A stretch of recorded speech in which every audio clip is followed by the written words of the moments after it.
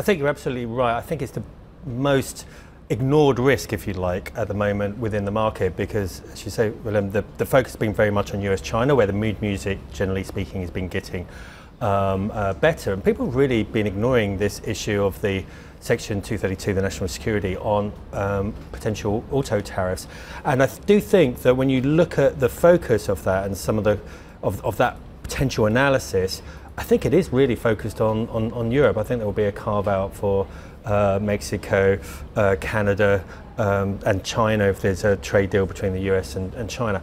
And this potentially is very, very bad news for Europe. I mean, it's very bad news for autos, and we've seen some weakness, I think, in auto stocks. And as you say, I think if we do get either tariffs or quotas imposed, both of which I think are quite possible, then I think the EU will retaliate to that. So we could see a very meaningful escalation at a time when also Europe's quite fragile.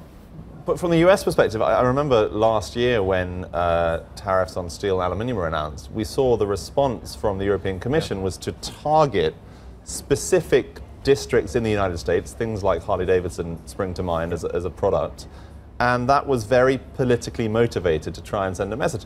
If they have a much more powerful arsenal than the Chinese when it comes to retaliatory measures, is that not going to be a big concern for this president? And I'm just wondering, as a market participant, is this something you try and game out? Well, certainly as an investor, one of the reasons why we have either, depending on the strategy, outright underweights or shorts on parts of the European cyclical sectors, in particular autos, is in part because we do think that there's meaningful trade risk associated with that. I think what's happening at the moment is that the EU and the US are engaged in negotiations. The US wants the EU to give some ground on agriculture, which is a difficult topic or area for Europe.